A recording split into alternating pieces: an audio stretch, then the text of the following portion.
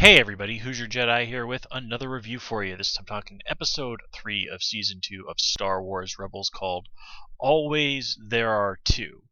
Now, of course, this is the titles of this episode is a nod to a line by Yoda uh, from the movies, referring to how the Sith always have a master and an apprentice. Now, what with the with the most of the old expanded universe getting chucked, I'm not 100% sure if the rule of two is still in effect. In fact, pretty sure I've read that they said that that's been done away with. So I guess this kind of means that the whole master and apprentice thing is still in effect, though, because that is from the movies, and the movies are always the supreme canon of everything. Of here, though, we see that it's just referring to Seventh Sister and Fifth Brother, the two Inquisitors here. And they're pretty clearly not master and apprentice. It's more like they're partners, albeit ones who really, really do not like each other. So let's just kind of get right into things.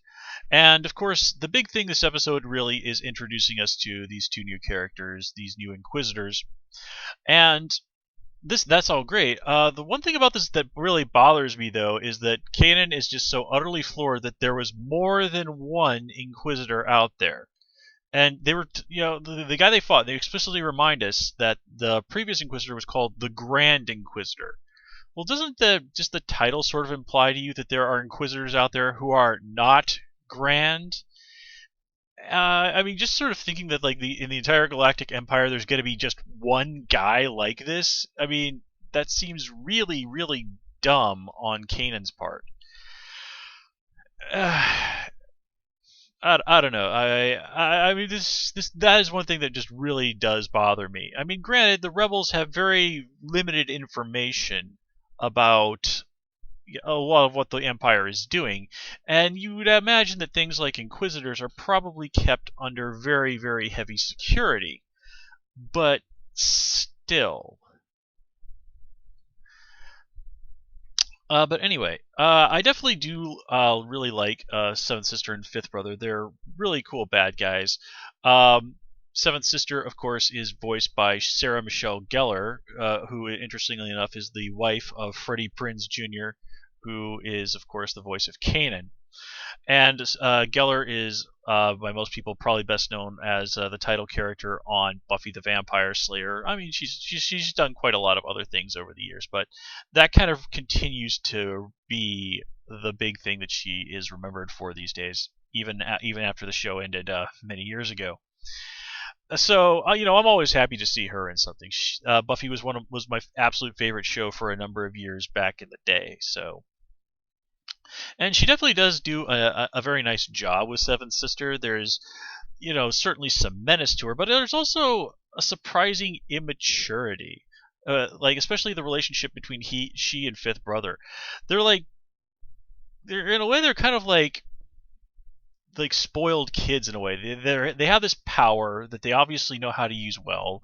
They're obviously used to using it to push people around, but they don't seem to have the wisdom that comes with knowing how to use this power in a reasonable way. I mean, yes, they know how to fight with lightsabers. Yes, they know how to use the Force. But I mean, Fifth Brother just sort of leaves killing Zeb to these droids. And if he knows anything about this group of rebels, he would know that Zeb has proven himself to be a very formidable enemy. And Seventh Sister just sort of sits around and just toys with Ezra needlessly. You sort of look like she could kind of look at her. You kind of think that she's trying some interrogation techniques on him, but Ezra is pretty easily deflecting everything that she throws at him. He doesn't seem to be terribly intimidated by her. He doesn't show the slightest bit of interest when she sort of implies that she would be willing to train him if he would turn to the dark side. Which, again, is very reflective of what Jason Isaacs' Inquisitor said last season. And it's really only until they bring up Ahsoka Tano that they get any kind of real reaction out of him. But you can kind of see that until it becomes to the point where she says, like, okay, I'm going to start slicing parts of you off there, that you can sort of see that Ezra's managed to get under her skin a little bit. And I do sort of like this sort of streak of immaturity in the both of them. In a way, it makes them seem even more dangerous. Like the Grand Inquisitor, he was obviously a very cool, very collected, very mature guy. It took a lot to get that guy riled up. These two are a little bit more of a pair of loose cannons. So you don't really know exactly what they're going to do, which is both good and bad. You can sort of you can sort of mess with them a little bit maybe and get them distracted, but on the other hand, you have no idea just how crazy they're going to go in any given situation. I mean, Fifth Brother actually attacks Seventh Sister briefly. It's just like, really, guys? Really? But anyway, let's kind of get back to Seventh Sister for a moment.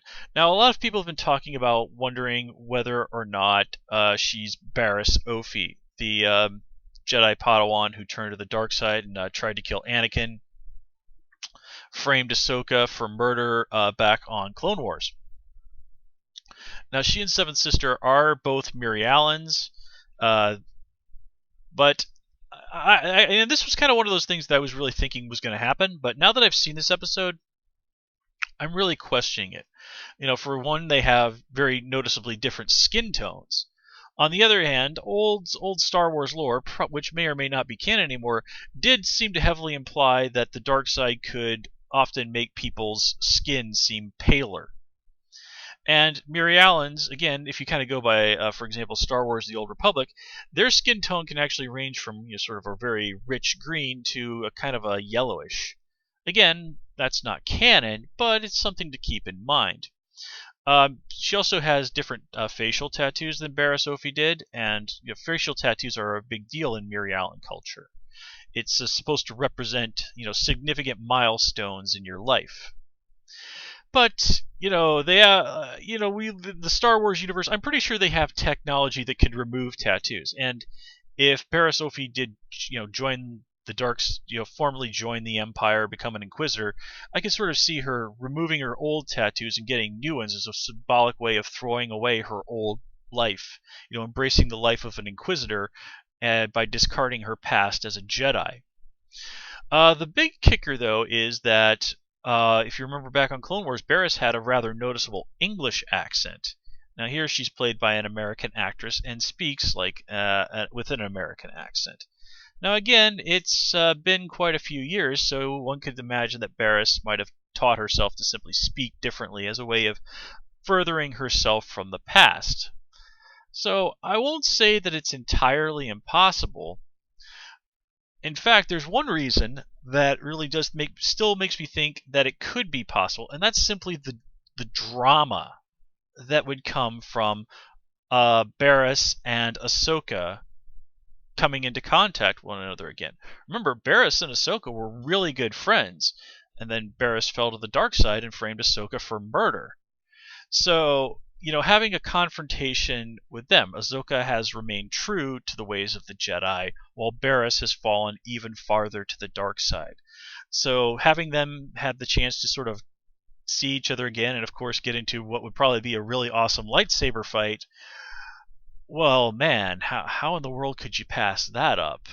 So, this could still go either way.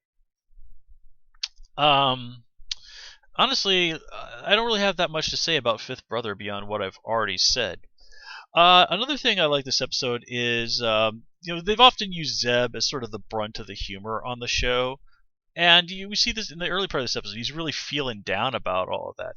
It really sort of seems like particularly Ezra and Sabine really don't seem to have a whole lot of respect for the guy at the start of this episode.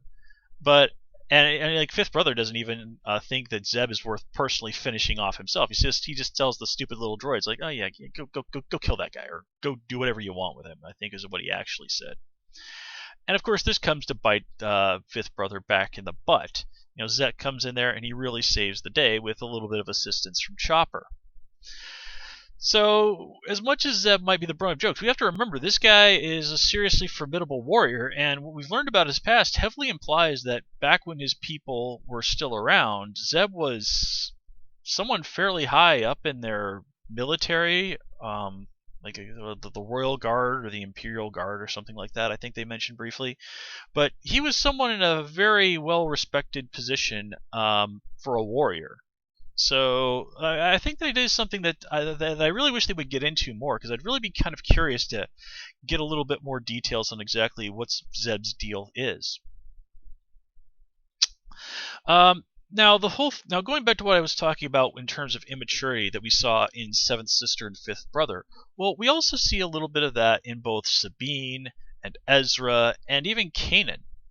Sabine is just as guilty of giving Zeb grief for no real good reason as anybody else. Ezra, it's pointed out to him that if he just bothered to open his eyes, he could have seen what the problem was when he was trying to levitate Chopper. And again, Sabine was the one who sort of suggested this, Chopper's, bolting himself down just to screw with Ezra, sort of, take a little of the wind out of his sails, because, Ezra's been walking around with a little bit of a puffed up chest over his growing abilities in the Force. And Kanan is still, not really willing to give Rex maybe an entirely fair chance. There's still that lingering resentment towards clones. Now, again, that resentment is not unjustified, but Kanan's an adult. He should be handling this situation better than he is, especially for a guy who was raised on don't let your emotions control you. That's really at the core of the Jedi's philosophy. So on that respect, Kanan's been falling down pretty hard, and Rex spots this immediately. Obi-Wan Kenobi would definitely not approve of a lot of what Kanan's been doing. There's definitely quite a bit of Anakin's more impulsive side in Kanan. I do sort of like the two of them even sparring over, imparting wisdom to Ezra. And the thing is, though, both of them make good points. There's a lot Ezra could learn from both Kanan and Rex. And I do like at the end of it all, Kanan is actually tricked by Rex into showing some of that discipline. So I kind of, in a way, Rex is sort of acting as Obi-Wan's proxy there, pointing out like, hey man, you're capable of this discipline when you want to, so why aren't you breaking out that discipline side all the time? So, yeah, I think that kind of covers that. Although I do have to say, I did like that bit where everybody gets back and they explain like, oh hey, there's Inquisitors, and Kanan is just utterly stunned. And one, it just sort of reminds you like, these guys have good reasons to be scared witless of Inquisitors. The last one was nobody to take lightly. They'd recently gotten their butt kicked by Darth Vader. Force using people with lightsabers are seriously bad news. And I really couldn't help but notice that, Kanan and Hera were really very touchy-feely. She was very quick to hold his hand and offer comfort to him. Now, I'm not trying to get into like shipper stuff here. I've read the New Dawn novel that sort of covers their first meeting, and the fact that Kanan made it quite clear that he was attracted to Hera, but they sort of settled into a kind of a friendship fairly quickly. But still, you can't help but wonder, in between the time of that and in between the time the show picks up, just where exactly is that relationship? I got no idea beyond that. I just couldn't help but point that out. And I think that's going to do it. I'm going to call it here, folks. As always, please comment, rate, and subscribe. And of course, you can follow me on Twitter at Hoosier Jedi. Until next time, take care and have a good one.